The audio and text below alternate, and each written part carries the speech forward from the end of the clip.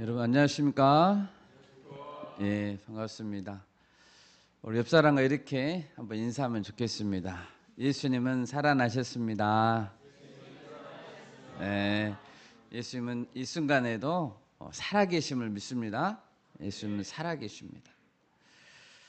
우리가 예수님을 믿고 따르는 이유는 이 순간 그리고 영원토록 예수님이 살아계시기 때문입니다. 우리가 믿고 따르는 예수님은 단지 많은 사랑을 베푸신 분은 아닙니다. 단지 눈앞에서 신기한 마술을 보이듯이 불치병자를 낫게 하시고 이적을 행하신 분만은 아닙니다. 너희를 위해서, 너희 죄를 위해서 내가 죽는다라고 말씀하시고 십자가에서 죽으시고 끝나버린 분이 아닙니다.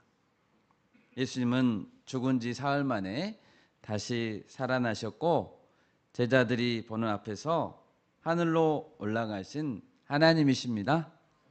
아멘. 예, 그 예수님을 우리는 믿고 있는 것입니다. 교회는 다니지 않지만 예수님을 역사적인 인물로, 역사적으로 한 시대를 살았던 위대한 인물로 믿는 사람은 많습니다.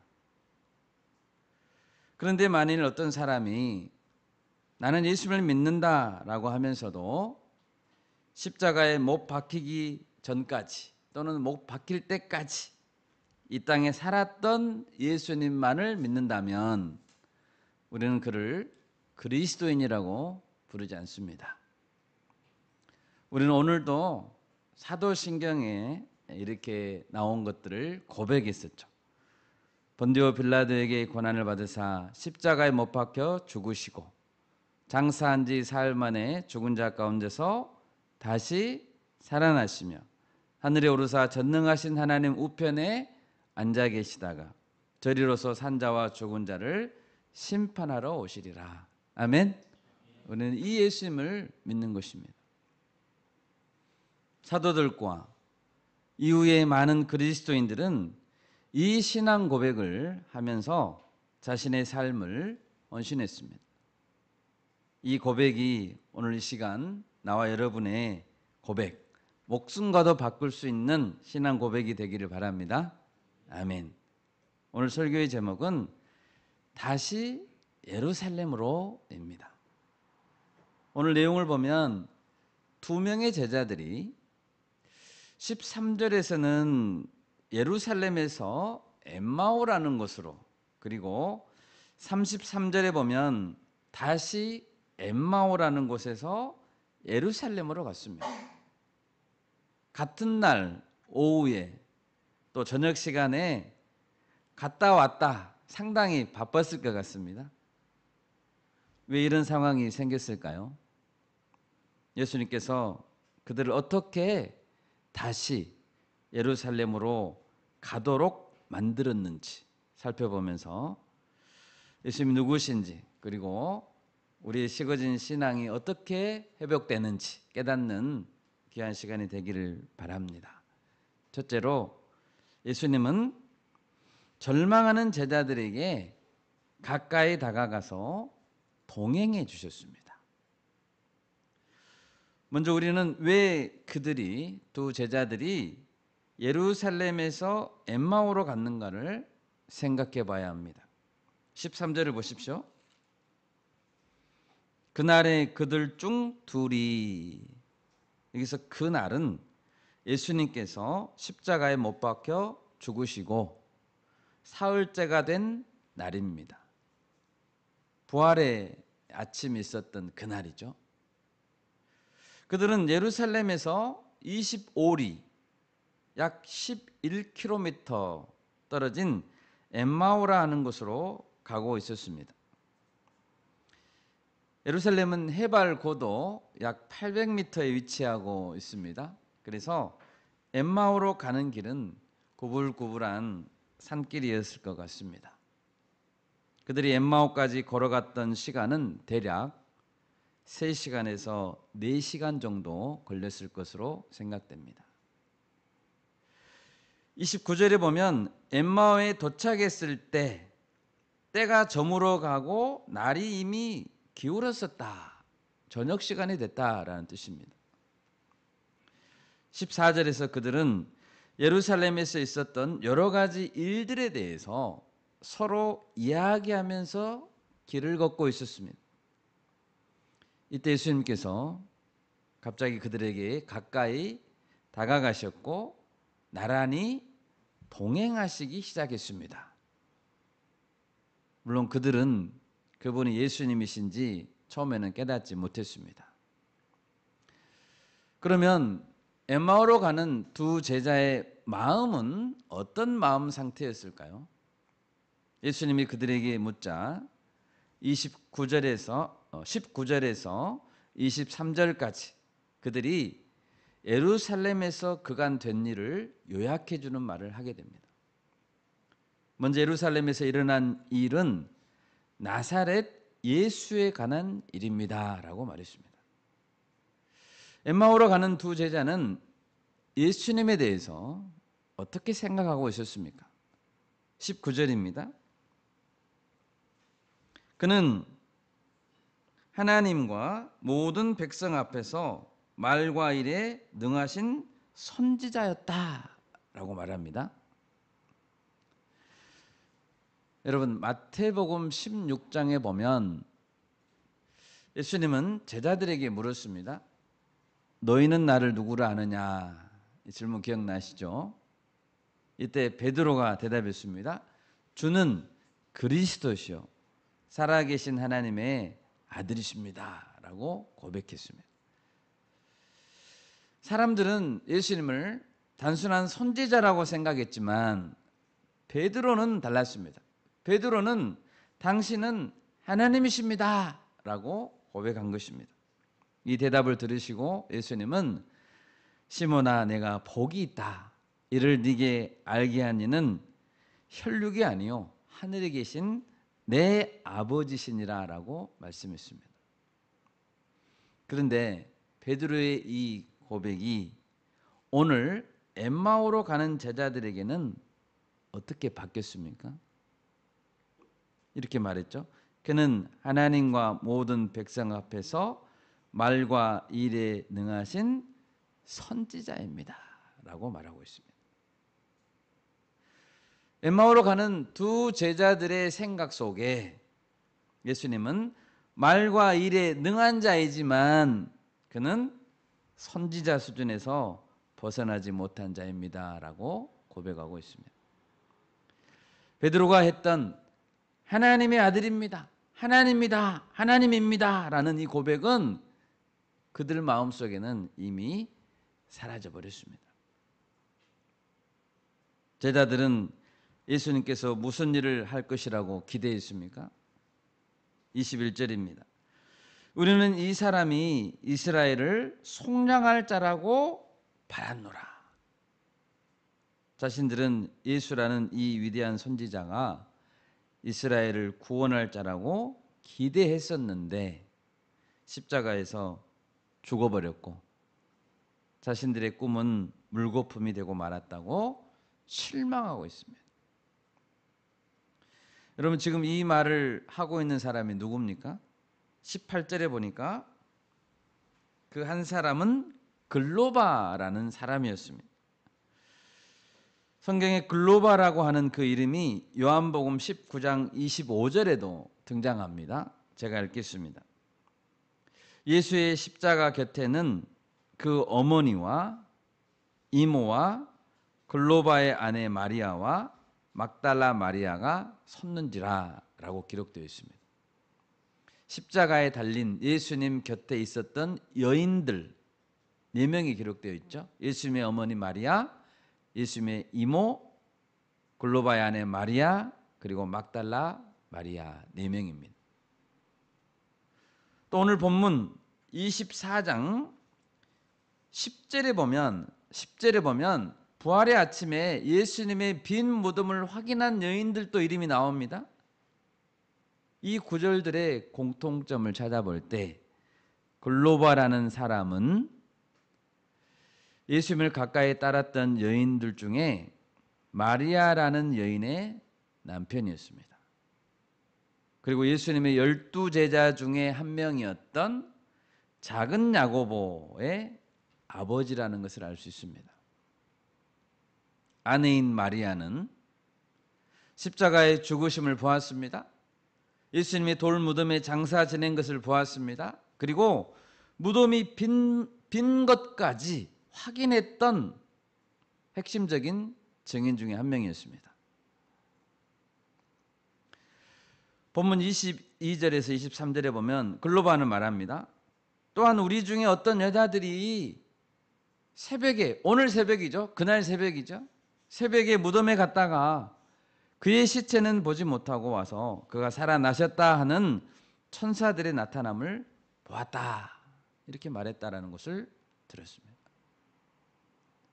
그러니까 글로바라는 사람의 가정은 아내부터 시작해서 자식들 그리고 자기 자신까지 모두 다 예수님을 따랐던 헌신된 제자 가정이었습니다.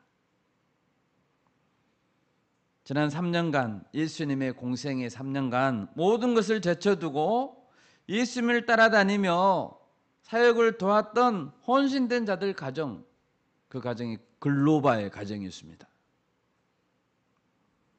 그렇게 헌신했음에도 불구하고 이제 남은 것은 빈 껍데기뿐이다라는 생각뿐이었습니다. 우리는 이 사람이 이스라엘을 속량할 자라고 바랐노라. 글로바는 크게 낙담했고 슬퍼했습니다. 여러분, 최근에 예수님 때문에 실망하신 적이 있습니까? 우리는 언제 예수님께 실망하죠? 우리는 우리가 기대하는 그리스도가 아닐 때 예수님께 실망합니다. 내 생각에는 일이 이렇게 진행해 돼야 될 것 같은데 그렇게 안 될 때, 내 기도대로 안 될 때 우리는 예수님께 실망합니다. 그리고 예수님에 대한 기대를 내려놓고 믿음이 약해지게 됩니다. 그러면 여러분, 이때 예수님은 그 제자들을 어떻게 도우셨습니까? 15절에 보면 가까이 이르러 그들과 동행해 주셨습니다. 예수님은 그들과 동행해 주셨습니다. 그들은 알지 못하지만 예수님은 그들과 동행하고 있습니다. 아멘. 그들은 지금 예수님이 동행하는 줄 몰라요. 그런데 예수님은 동행해 주고 있습니다. 나중에는 그들을 꾸짖으시지만 처음부터 꾸짖는 것이 아니었죠. 처음에는 들어주셨습니다. 잘 모른 채 하면서, 예수님이 모르시는 게 없죠. 그런데 잘 모른 채 하면서 그들에게 물었습니다. 17절에서 너희가 길 가면서 서로 주고받고 하는 이야기가 무엇이냐? 19절에서도 무슨 일이냐? 그들의 생각을 묻고 그들의 이야기를 들어줬습니다. 그들의 입에서는 그리스도에 대한 왜곡된 생각이 흘러나왔습니다. 부정적이고 불신에 찬 이야기가 흘러나왔습니다. 그랬지만 예수님은 잠잠히 들어주셨습니다. 두 제자는 예수님인지 몰랐고 낯선 이방인 여행자라고 생각했기 때문에 자신의 생각을 스스럼 없이 객관적으로 털어놓을 수 있었고 그들은 자신들의 솔직한 생각까지도 스스로 정리하면서 털어놨습니다. 왜 예수님을 따르게 되었고 무슨 기대를 가졌었는지, 그리고 실망했다면 왜 실망하게 되었는지 불신앙의 고백까지도 제3자 앞에서 솔직하게 그들은 털어놓게 됐습니다. 여러분, 여기서 우리는 예수님께서 제자들을 포기하지 않았다는 것을 알 수 있습니다. 그들은 예수님을 포기했죠? 예수님은 그들을 포기했나요? 포기하지 않았습니다. 비록 실망하고 슬퍼하며 예루살렘을 떠나고 있지만 예수님은 그들을 다시 찾아가 주셨습니다.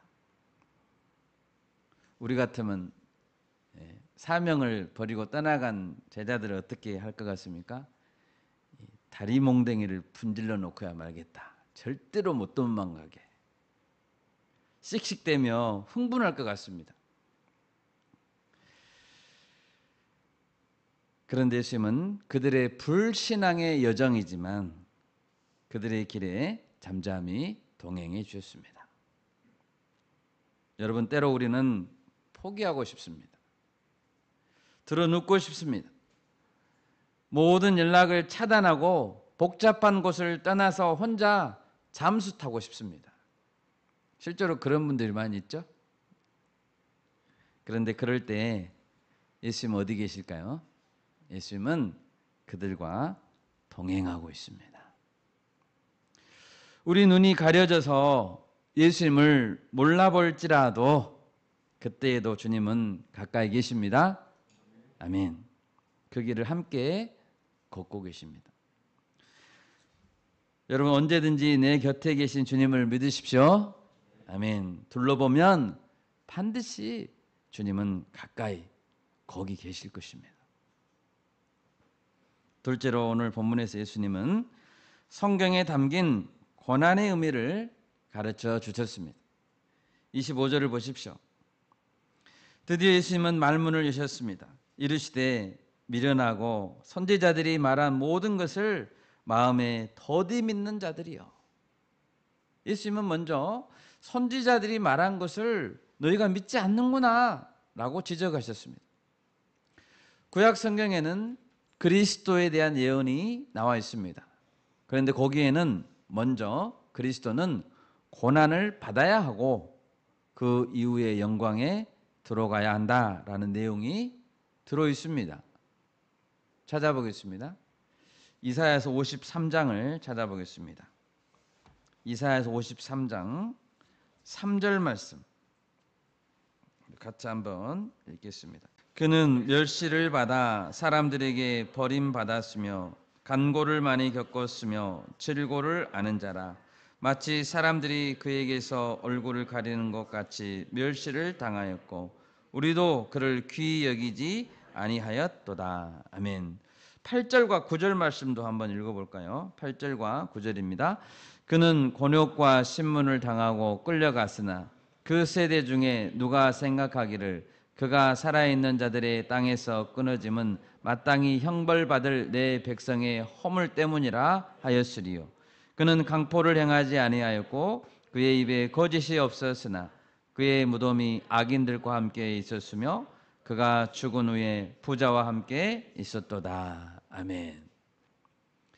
그리스도가 오시면 그분은 멸시를 받을 것이다.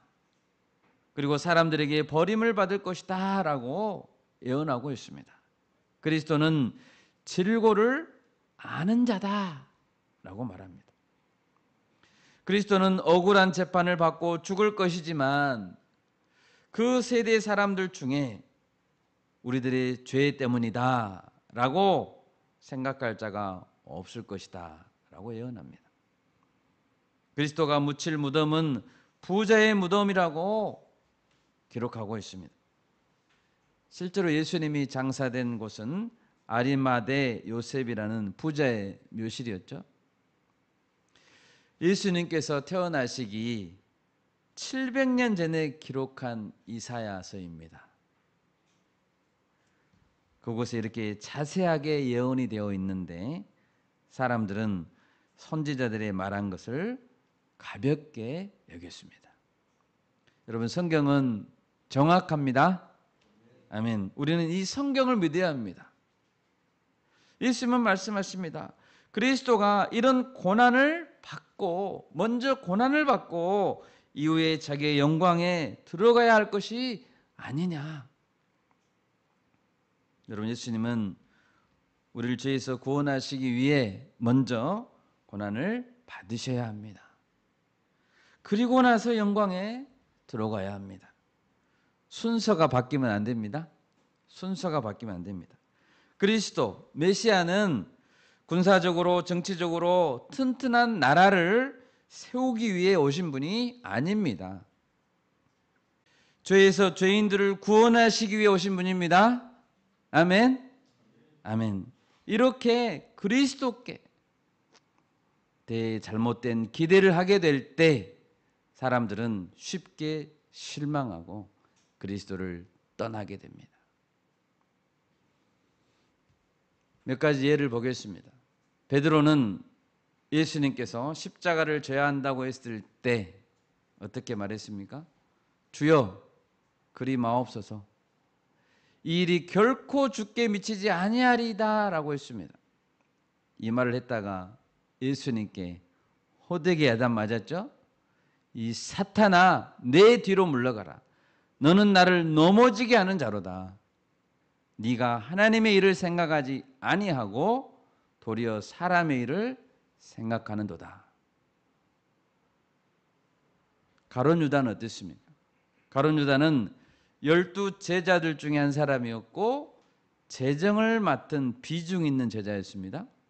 그런데 결국 예수님이 자신의 기대와 다른 자라는 것을 발견하고 예수님을 대제사장들에게 팔아버렸습니다. 사탄이 그의 마음에 들어간 것이죠. 제자들 중에 핵심이었던 야고보와 요한, 그리고 그들의 어머니는 예수님께 무엇을 요청했습니까? 그 어머니가 한 말을 기억하시죠? 나의 이 두 아들을 주의 나라에서 하나는 주의 우편에 하나는 주의 좌편에 앉게 명하소서.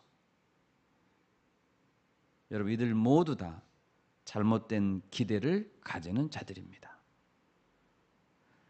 여러분, 예수님께서 지금 엠마오로 가는 두 제자에게 말씀했습니다. 그리스도는 먼저 고난을 받아야 한다. 마찬가지로 너희들도 고난이 없이 영광에 들어가려고 해서는 안 된다. 고난이 기다리는 예루살렘을 왜 떠나려고 하느냐? 만약 예수님이 예루살렘에서 왕관을 쓰시고, 왕이 됐다고 해봅시다. 예루살렘에서 왕관을 쓰시고 대관식을 했다면 예루살렘에서 그들이 엠마오를 떠나가겠습니까? 예수님이 대통령이 됐다면 그들이 엠마오를 떠날까요? 누가복음 9장 23절에서 예수님 말씀하십니다. 또 무리에게 이르시되 아무든지 나를 따라오려거든 자기를 부인하고 날마다 제 십자가를 지고 나를 따를 것이니라. 아멘입니까? 아멘. 예수님이 가시는 길은 십자가의 길입니다. 그럼 예수님을 따라가려 한다면 당연히 십자가의 길을 가야 하는 것입니다. 십자가 없는 영광은 없습니다. 사탄이 노리는 것은 바로 그것입니다. 마태복음 4장에서 사탄이 예수님을 시험할 때도 그렇게 시험했죠. 천하 만국의 영광을 내가 너에게 줄 터이니 십자가는 지지 마라. 왜 사서 고생을 하느냐? 이렇게 말했습니다.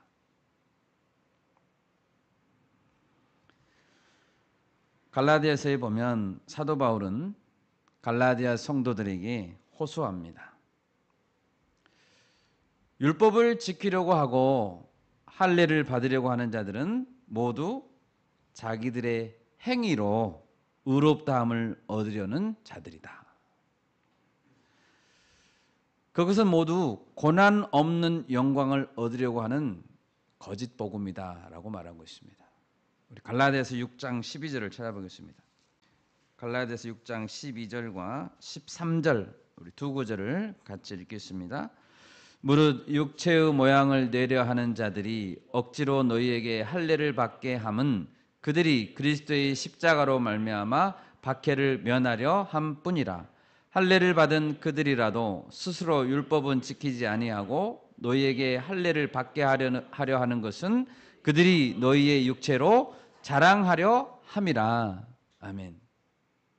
할례를 받게 하려는 것은 십자가의 박해를 면하고 육체로 자랑하려 합니다. 여러분, 십자가를 지고 싶어 하는 사람이 어디 있습니까? 예수를 믿는다고 박해를 당하고 싶은 사람이 어디 있습니까? 사람은 누구나 십자가 지기를 싫어합니다. 그 대신 사람들의 인정은 받고 싶어 하죠. 의롭다함을 얻고 싶어 하죠. 그러기 위해 자신의 육체를 자랑하고 싶은 것입니다. 나는 이렇게 율법을 지킨다. 나는 이렇게 할례도 받았다. 나는 이것도 한다. 저것도 했다. 라고 말하고 그리스도의 십자가로 말미암아 박해를 면하려 하는 것입니다. 육체로 자랑하려고 하는 것입니다. 모두 다 자신을 드러내려고 하는 행동입니다. 여러분, 만약 교회가 성도가 마땅히 져야 될 십자가, 마땅히 맺어야 될 열매를 강조하지 않는다면 왜곡된 복음을 가르치고 있는 것입니다. 여러분, 우리가 그리스도의 남은 고난을 받읍시다. 아멘. 십자가의 길을 가야 합니다. 자기 십자가를 져야 합니다. 영광에 들어가는 길은 그리스도의 길을 따르는 길밖에는 없습니다. 27절을 보십시오. 이에 모세와 모든 선지자의 글로 시작하여 모든 성경에 쓴 바 자기에 관한 것을 자세히 설명하시니라. 누가복음 24장 44절에서 예수님은 구약 성경 전체가 자기 자신을 가리켜 기록된 것이라고 다시 말씀하십니다. 44절 말씀 우리 같이 한 목소리로 읽어볼까요? 또 이르시되 내가 너희와 함께 있을 때에 너희에게 말한 바 곧 모세의 율법과 선지자의 글과 시편에 나를 가리켜 기록된 모든 것이 이루어져야 하리니 한 말이 이것이라 하시고. 아멘. 요한복음 5장 39절에서도 말씀했습니다. 이 성경이 곧 내게 대하여 증언하는 것이라 라고 했습니다. 성경은 예수님에 대한 증언입니다. 여러분, 증언은 누가 하죠? 증인들이 합니다. 성경은 예수님에 대한 증인들이 기록한 기록물이라는 것입니다. 예수님은 엠마오로 가는 두 제자에게 길에서 성경을 가르쳐 주셨습니다.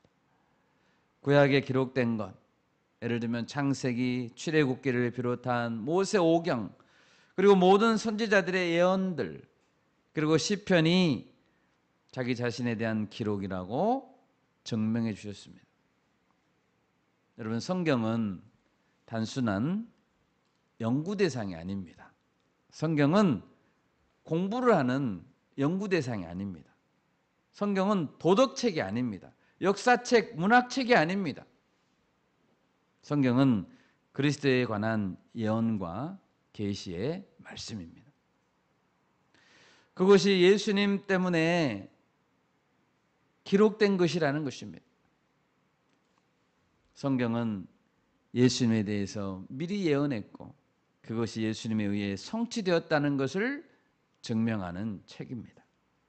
그러므로 우리는 성경을 볼 때 예수님이 누구신가를 봐야 됩니다.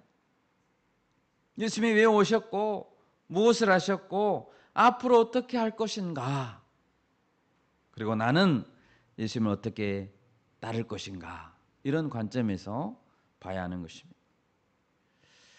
여러분, 예수님께서 이렇게 말씀을 가르쳐 주실 때 듣는 두 제자들은 어떤 마음이 됐습니까? 32절에서 이렇게 말합니다. 그들이 서로 말하되 길에서 우리에게 말씀하시고 우리에게 성경을 풀어주실 때에 우리 속에서 마음이 뜨겁지 아니하더냐. 그들의 마음이 식어가지고 엠마오로 가고 있었는데 성경을 풀어주시니까 다시 뜨거워졌다는 거예요. 말씀이 제대로 풀어질 때 배운 자들의 마음은 뜨겁게 됩니다. 아멘. 찔림을 받게 되고 도전을 받게 되고 회개하게 되고 사명을 감당하고자 하는 결단이 생기게 됩니다. 여러분 마음이 지금 식어 있습니까? 성경을 공부하십시오. 우리 교회가 매일 성경 통독을 하고 있습니다. 의무감에 따라서 읽는 것도 좋습니다. 그런데 한 문장씩 성경을 정독해 보십시오. 그러면 마음의 깨달음이 있게 될 것입니다. 저도 지난주에 갈라디아서를 읽을 때 갈라디아서 6장 12절이 깊이 마음에 들어왔습니다. 무릇 육체의 모양을 내려 하는 자들이 억지로 너희에게 할례를 받게 함은 그들이 그리스도의 십자가로 말미암아 박해를 면하려 함뿐이라. 그렇구나. 할례주의자들이 할례를 받으라고 하는 것은 십자가의 박해를 피하게 하려고 하는 것이구나. 쉬운 길이 있는데 왜 고난을 받으려고 하느냐. 할례만 받으면 되는데 쉬운 길이죠. 금방 끝납니다. 그런 길이 있는데 왜 고난을 받으려고 하느냐. 이런 잘못된 생각을 할례주의자들이 주입하려고 하는 것이구나. 여러분 성경 말씀을 읽을 때 주님 정말로 이게 무슨 말씀입니까? 정말 깨닫기를 원합니다. 이런 겸손하고 간절한 자세로 읽어봅시다. 아멘. 그러면 주님께서 반드시 깨닫게 해주실 것입니다. 히브리서 4장 12절입니다. 하나님의 말씀은 살아있고 활력이 있어 좌우의 날선 어떤 검보다도 예리하여 혼과 영과 및 관절과 골수를 찔러 쪼개기까지 하며 또 마음의 생각과 뜻을 판단하나니. 아멘. 마지막 세 번째로 오늘 본문에서 예수님은 그들에게 떡을 떼어 나눠주셨습니다. 30절입니다. 엠마오에서 예수님과 함께 식사를 하다가 예수님께서 떡을 가지사 축사하시고 떼어서 나누어 줄 때 그 제자들의 눈이 밝아졌습니다. 드디어 예수님이신 줄 깨닫게 됐습니다. 그러자 부활의 몸을 입으신 예수님은 순간 보이지 않게 됐습니다. 그들은 깨달았습니다. 아, 우린 몰랐지만 예수님이 우리와 동행해 주셨구나. 직접 말씀을 가르쳐 주셨고 떡을 나누어 주셨구나. 여러분 떡을 나누어 주셨다는 것은 무엇을 의미합니까? 누가복음 22장 19절입니다. 또 떡을 가져 감사 기도하시고 떼어 그들에게 주시며 이르시되 이것은 너희를 위하여 주는 내 몸이라. 너희가 이를 행하여 나를 기념하라 하시고. 예수님이 우리를 위해 몸을 주시고 피를 흘려주셨고 그리고 말씀대로 살아나셨다는 것을 의미합니다. 그들은 떡을 먹다가 말고 그 집을 뛰쳐나왔습니다. 그리고 예루살렘을 향해서 다시 달려가기 시작했습니다. 예루살렘으로 돌아가자. 우리가 있어야 할 곳은 바로 그곳이다. 제자들에게 이 소식을 알리러 빨리 가자. 여러분 예루살렘은 어떤 곳입니까?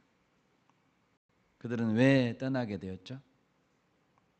자신들이 믿고 따랐던 예수님이 죽었다고 생각되는 곳입니다. 예수님이 돌아가신 곳입니다. 예수님을 죽이고 자신들까지 위협했던 대제사장들, 장로들, 서기관과 바리새인들이 여전히 두 눈 부릅뜨고 기다리는 곳이 예루살렘입니다. 가면 잡혀 죽을 수도 있는 곳이죠.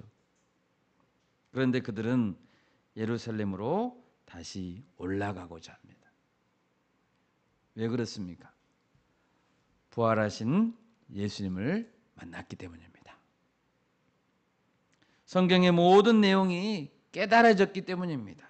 이 세상에서 받는 고난이 영광으로 가는 길임을 깨달았기 때문입니다. 여러분, 예루살렘은 죽어도 사는 곳입니다. 아멘. 예루살렘은 죽어도 다시 사는 곳입니다. 우리도 사명의 땅으로 나아갑시다. 아멘. 예루살렘에서 예수님을 만나야 됩니다.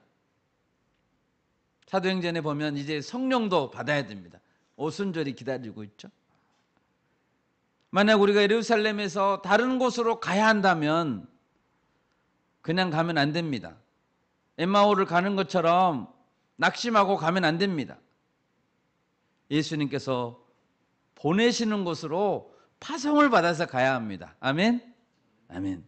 두 제자들은 이제 그런 삶을 살아가게 될 것입니다. 말씀을 맺겠습니다.